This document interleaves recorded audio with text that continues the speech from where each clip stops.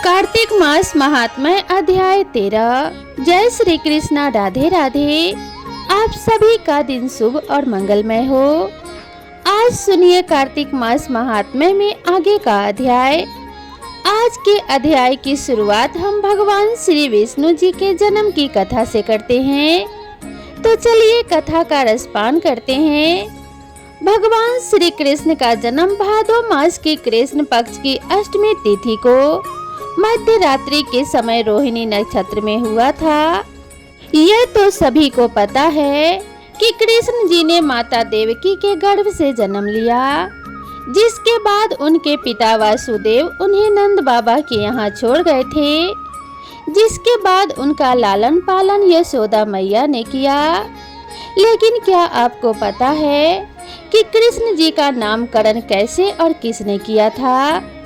आइए श्रवण करते हैं भगवान श्री कृष्ण की दुर्लभ कथा। ऋषि गर्ग यदुवंश के कुल गुरु थे। एक दिन वे गोकुल में पधारे। नंद बाबा और यशोदा जी ने पूरे भाव से उनका आदर सत्कार किया और वासुदेव देवकी का हाल चाल पूछा। उसके बाद जब उन्होंने गर्गाचार्य से गोकुल में पधारने का कारण पूछा, तब उन्होंने बताया कि वे पास ही के गांव में एक बालक का नामकरण करने आए हैं। रास्ते में तुम्हारा घर पड़ा तो विचार किया कि तुमसे भी मिलता चलूं। जब नंद बाबा और यशोदा जी ने सुना तो उन्होंने गर्ग ऋषि से कहा कि बाबा, हमारे यहाँ भी 2 बालकों ने जन्म लिया है, कृपा करके उनका भी नामकरण कर दीजिए। लेकिन गर्गाचार्य ने मना कर दिया। उन्होंने कहा कि अगर इस बात का पता कंस को चल गया तो वह मुझे जीवित नहीं रहने देगा। इस पर नंद बाबा ने कहा कि आप चुपचाप गौशाला में नामकरण कर दीजिए, हम इस बात का जिक्र किसी से नहीं करेंगे। जब रोहिणी जी को अवगत हुआ कि यदुवंश के कुल पुरोहित आए हैं, तो वे भाव विभोर होकर उनके गुणों का बखान करने लगी। तभी यशोदा ने कहा कि अगर गर्गाचार्य इतने बड़े पुरोहित हैं, तो हम अपने पुत्रों को बदल लेते हैं। तुम मेरे लल्ला को लेकर जाओ और मैं तुम्हारे पुत्र को लेकर आती हूँ। देखते हैं कि कुल पुरोहित जी यह जान पाते हैं या नहीं।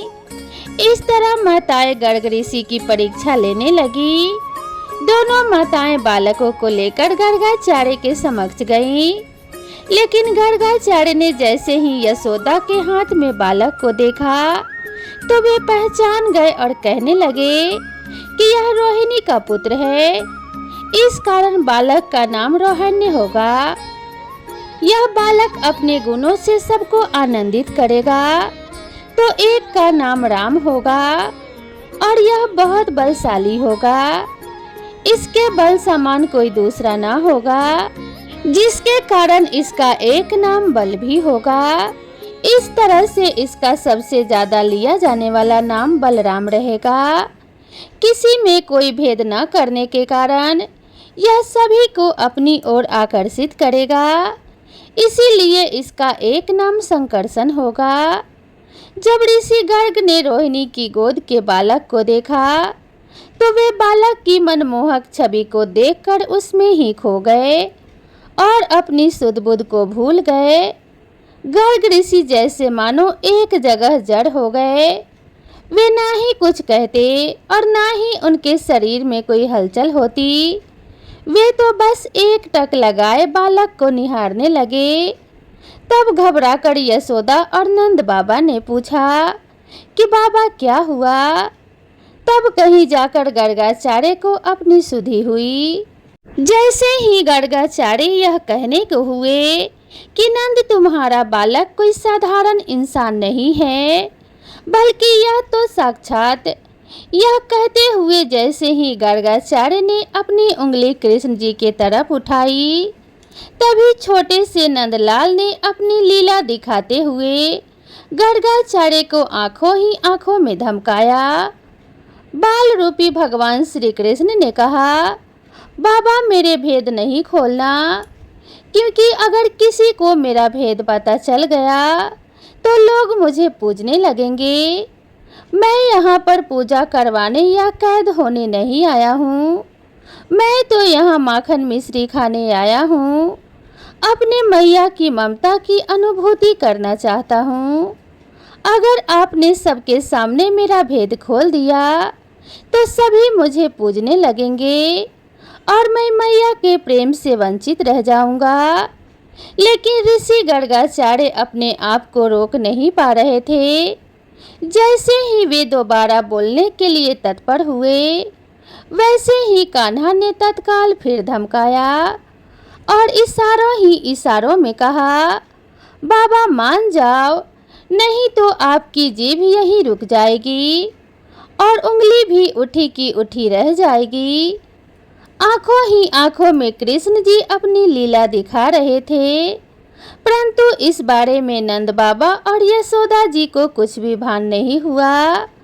तभी गर्गाचार्य ने कहा कि आपके पुत्र के अनेकों नाम होंगे, आपका पुत्र अनेक नामों से जाना जाएगा।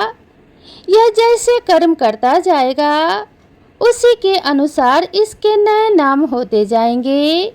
गर्गाचार्य ने कहा कि यह कई रंगों में इससे पहले जन्म ले चुका है, परंतु इस बार यह काले रंग में आया है, इसीलिए इसका नाम कृष्ण होगा।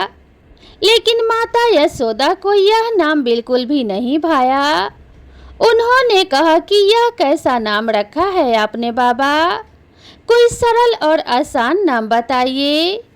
तब गर्गाचार्य जी ने कहा कि तुम इसे कन्हैया, कान्हा, किशन या कृष्णा कहकर पुकार लेना। यह सुन माता यशोदा के चेहरे पर मुस्कुराहट आ गई। माता यशोदा कृष्ण जी को हमेशा लल्ला या कान्हा कहकर बुलाती थी। कान्हा जी के नामकरण की यह कहानी आपको कैसी लगी, कृपया कमेंट बॉक्स में ज़रूर बताइएगा। अगर आप सभी भगवान श्री कृष्ण जी की कोई और कथा सुनना चाहते हैं तो वह भी कमेंट के माध्यम से हमें ज़रूर बताइएगा। तो अब आइए श्रवण करते हैं आगे का अध्याय। इससे पहले के वृतांत में आपने सुना था कि किस प्रकार देव ऋषि नारद ने राजा पृथु को सभी वेदों के बारे में बताया था, जो कि समुद्र में जाकर छुप गए थे। अहोई अष्टमी पूजन तथा एकादशियों, कार्तिक मास एवं प्रयागराज की महिमा का वर्णन सुनने के पश्चात महाराज पृथु ने नारद जी से कहा कि हे देव ऋषि, आप अब भक्त वत्सल भगवान की पूजा का विधि विधान बतलाने की कृपा करें। तब नारद जी बोले कि हे राजन, एक पुरातन इतिहास कहता हूँ, सो ध्यान लगाकर सुनो। अत्यंत प्राचीन समय की बात है। कांतीपुर में चौल नाम का एक राजा राज्य करता था। उसके राज्य में समस्त प्रजा सुखी थी, कोई भी दरिद्र, पीड़ित या दुखी नहीं था। राजा के नाम पर उस देश का नाम चौल देश रखा गया। एक बार वह राजा मूल्यवान मणि मुक्ताओं द्वारा भगवान की पूजा करके वहीं मंदिर में बैठा हुआ था। उसी समय विष्णु शर्मा नामक एक ब्राह्मण ने आकर तुलसी दल तथा जल से भगवान की पूजा की। उसके तुलसी पत्रों से राजा की पूजा के मणि मुक्ता आदि ढक गए। यह देख राजा ने क्रोधित होकर ब्राह्मण से कहा कि हे विष्णु शर्मा, तुमको पूजा का कुछ भी ध्यान नहीं है। मणि मुक्ताओं से की गई मेरी पूजा की शोभा को तुमने तुलसी दलों से ढककर समाप्त कर दिया है। राजा के अहंकार में भरे हुए ये कटु वचन सुनकर विष्णु शर्मा ने कहा कि हे राजन, अभिमान के वशीभूत होने के कारण तुम भगवान की पूजा के बारे में नहीं जानते। ब्राह्मण के यह वचन सुनकर राजा ने कहा कि हे ब्राह्मण, तुम दरिद्री हो, इस कारण भगवान की पूजा क्या जानो? क्या तुमने कभी भगवान को कोई मंदिर बनवाया अथवा कोई यज्ञ आदि किया? अगर यही बात है तो मैं देखता हूँ कि भगवान की भक्ति करके पहले तुम स्वर्ग में जाते हो या मैं जाता हूँ। इतना कहकर राजा ने गुंगल ऋषि को आचार्य बनाकर बड़े बड़े यज्ञ आरंभ कर दिए। और साथ ही ब्राह्मणों को बहुत सा द्रव्य दान देने लगा। परंतु विष्णु शर्मा सर्वदा की भांति माघ तथा कार्तिक मास के व्रत, तुलसी वन का रोपण, एकादशियों का व्रत तथा ओम नमो भगवते वासुदेवाय मंत्र का सतत जप करते हुए भगवान की पूजा अर्चना करता रहा। वह उठते बैठते चलते फिरते हर समय भगवान का स्मरण तथा कीर्तन करता रहता था। कार्तिक मास में एक दिन विष्णु शर्मा ने ज्यों ही रसोई तैयार करके रखी, कोई भोजन उठाकर ले गया। उसके बाद उसने व्रत भंग होने के भय से पुनः रसोई नहीं बनाई और भगवान का भजन करते हुए ही सो गया। दूसरे दिन फिर रसोई बनाई और ज्यों ही भगवान का भोग लगाने लगा, कोई फिर भोजन उठाकर ले गया। लगातार 7 दिन तक ऐसा ही होता रहा और इस प्रकार विष्णु शर्मा को निराहार 7 दिन व्यतीत हो गए। विष्णु शर्मा भूख के मारे अत्यंत व्याकुल हो रहा था, परंतु सत्संग का समय भंग ना हो जाए इस भय से उसे किसी भी दिन दूसरी बार रसोई तैयार नहीं किया। 8वें दिन उसने निश्चय किया कि आज मैं पूरी तरह ध्यान रखूंगा और देखूंगा कि भोजन को उठाकर कौन ले जाता है। इसके बाद उसने भोजन तैयार किया और एक स्थान पर छिपकर बैठ गया।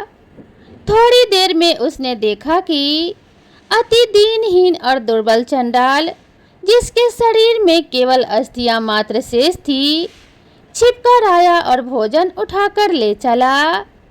उसे देखकर विष्णु शर्मा का हृदय द्रवित हो उठा। विष्णु शर्मा ने उस चंडाल से कहा, भैया रूखा भोजन मत ले जाओ, मेरे पास थोड़ा सा घी है, वह भी लेते जाओ। ब्राह्मण के यह वचन सुनकर भयभीत हुआ वह चंडाल भागता हुआ ठोकर खाकर गिर गया। तभी विष्णु शर्मा भी उसके समीप पहुंच गया और एक वस्त्र से उसके ऊपर हवा करने लगा। थोड़ी देर बाद उस ब्राह्मण ने देखा कि उस चंडाल की जगह शंख चक्र गदा पद्म तथा वनमालाधारी भगवान विष्णु स्वयं वहां पर लेटे हुए हैं। उसी समय विष्णु शर्मा ने भगवान के चरणों में गिरकर नमस्कार किया। तभी रुद्रादि देवता भी वहां पर आ गए और इसी मुनि वेद मंत्रों से उनका पूजन करने लगे।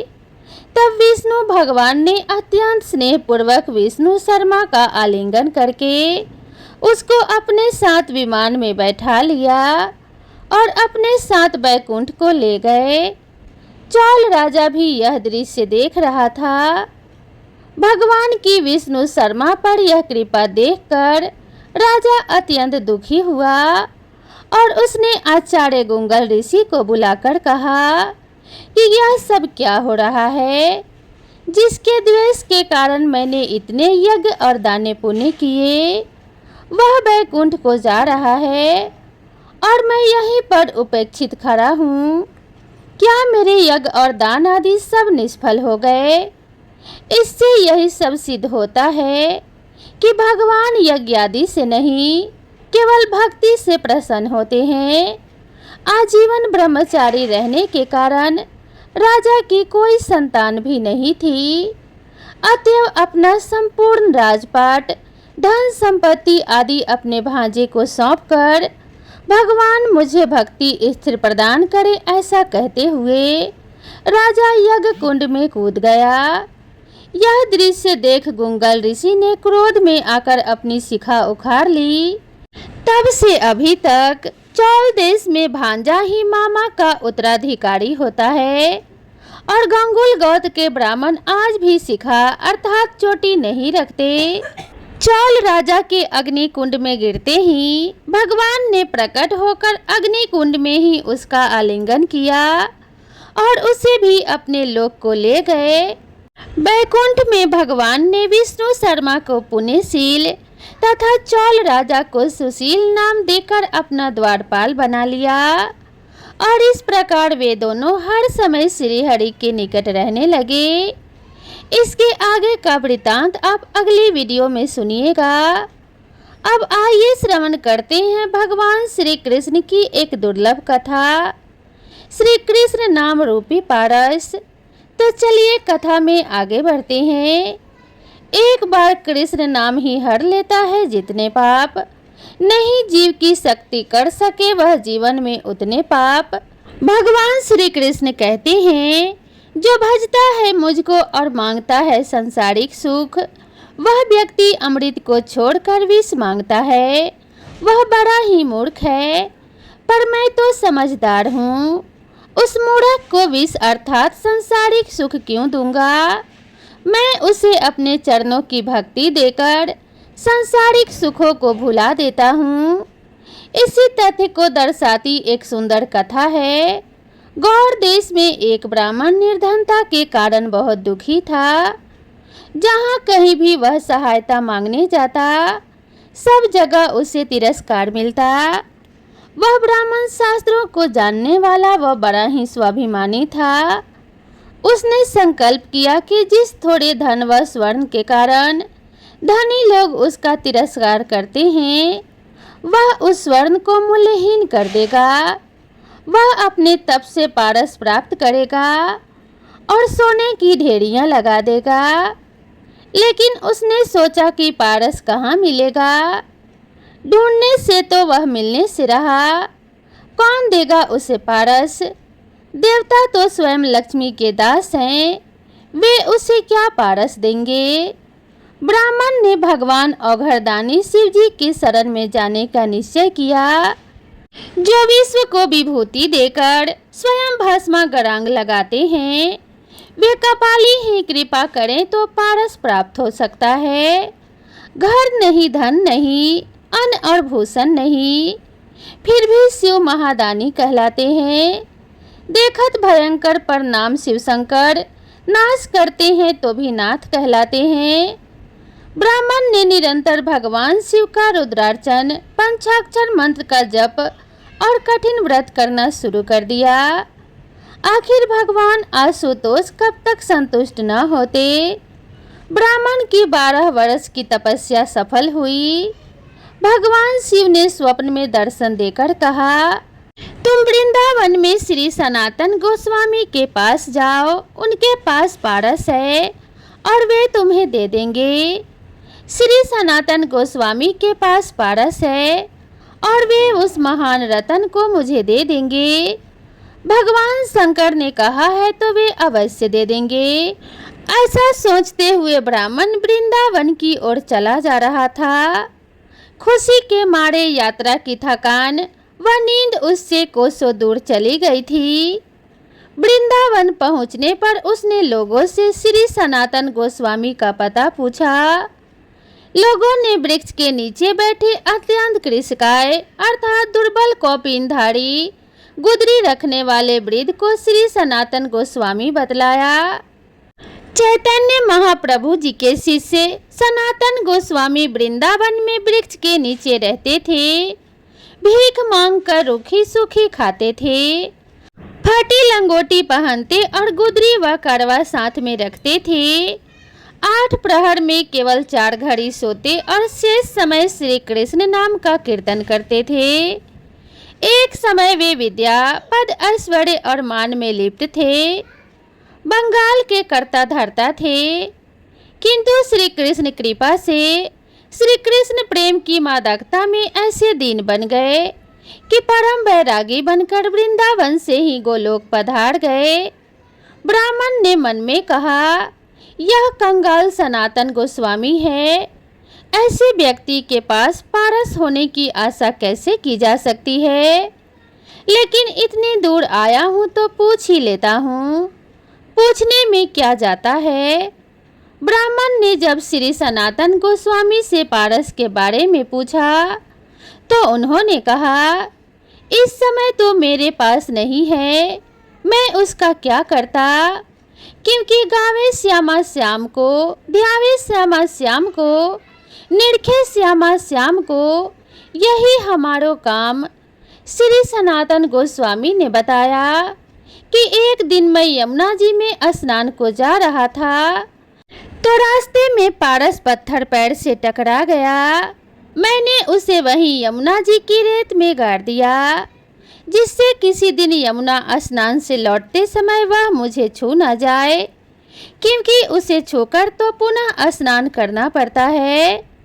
तुम्हें चाहिए तो तुम उसे वहां से निकाल लो।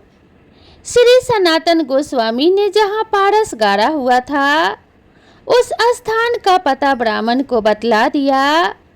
रेत हटाने पर ब्राह्मण को पारस मिल गया। पारस की परीक्षा करने के लिए ब्राह्मण लोहे का एक टुकड़ा अपने साथ लाया था। जैसे ही ब्राह्मण ने लोहे को पारस से स्पर्श किया वह स्वर्ण हो गया। पारस सही मिला है। इससे अत्यंत प्रसन्न होकर ब्राह्मण अपने गांव की ओर लौट पड़ा। तत्पश्चात तभी ब्राह्मण के मन में एक प्रश्न कौंधा। उस संत के पास तो यह पारस था, फिर भी उसने इसे अपने पास क्यों नहीं रखा, बल्कि यह कहा कि अगर यह छू भी जाए तो उन्हें स्नान करना पड़ता है। अवश्य ही उनके पास पारस से भी कोई अधिक मूल्यवान वस्तु है। श्री कृष्ण नाम है कल्पतरु। ब्राह्मण लौटकर श्री सनातन गोस्वामी के पास आया और बोला, अवश्य ही आपके पास पारस से भी अधिक मूल्यवान वस्तु है, जिसके कारण आपने उसे त्याग दिया। ब्राह्मण को देखकर हंसते हुए श्री सनातन गोस्वामी ने कहा, पारस से बढ़कर श्री कृष्ण नाम रूपी कल्प वृक्ष मेरे पास है। पारस से तो केवल सोना ही मिलता है, किंतु श्री कृष्ण नाम सब कुछ देने वाला कल्प वृक्ष है। उससे आप जो चाहेंगे वह प्राप्त होगा। ऐसा कोई कार्य नहीं जो भगवान के नाम के आश्रय पर ना हो। मुक्ति चाहोगे तो मुक्ति मिलेगी, परमानंद चाहोगे तो परमानंद मिलेगा, वज्र रस चाहोगे तो वज्र रस मिलेगा। श्री कृष्ण का एक नाम सब पापों का नाश करता है, भक्ति का उदय कराता है, भवसागर से पार करता है और अंत में श्री कृष्ण की प्राप्ति करा देता है। एक कृष्ण नाम से इतना धन मिलता है। कृष्ण नाम ही स्वयं कृष्ण है। भजो सहित निष्ठा अविराम।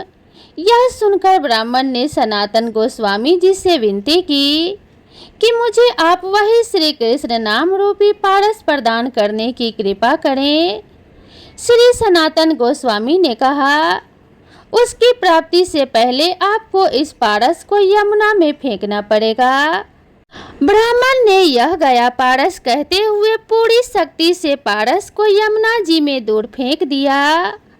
भगवान शिव की दीर्घकालीन तपस्या व संत के दर्शन से ब्राह्मण के मन व चित्त निर्मल हो गए थे। उसके धन का मोह भी समाप्त हो गया और वह भगवान की कृपा का पात्र बन गया। श्री सनातन गोस्वामी ने उसे श्री कृष्ण नाम की दीक्षा दी। वह श्री कृष्ण नाम जिसकी कृपा के एक कण से करोड़ों पारस बन जाते हैं। नाम रूपी पारस से तो सारा शरीर ही कंचन हो जाता है। सभी रसायन हम करी नहीं नाम समकोए, रंचक घट में संचरे सब तन कंचन होए। भगवान श्री कृष्ण कहते हैं, जो मेरे नामों का गान करके मेरे समीप प्रेम से रो उठते हैं, उनका मैं खरीदा हुआ गुलाम हूँ। यह जनार्दन दूसरे किसी के हाथ नहीं बिका है। जिसने एक बार श्री कृष्ण नाम का स्वाद ले लिया, उसे फिर अन्य सारे स्वाद रसहीन लगने लगते हैं। भवसागर से डूबते हुए प्राणी के लिए वह नौका है। मोक्ष चाहने वाले के लिए वह सच्चा मित्र है। मनुष्य को परमात्मा से मिलाने वाला सच्चा गुरु है। अंतःकरण की मलिन वासनाओं के नाश के लिए दिव्य औषधि है। यह मनुष्य को सुख से सुखदेव बना देता है न सचमुच श्री कृष्ण नाम पारस से बढ़कर। तो प्रेम से बोलिए जय श्री कृष्ण, राधे राधे। भगवान श्री कृष्ण की कृपा आप सभी के ऊपर बनी रहे और आप सभी का कल्याण हो। इसी कामना के साथ आप सभी से विदा लेते हैं। मिलते हैं अगले अध्याय में, तब तक के लिए राधे राधे।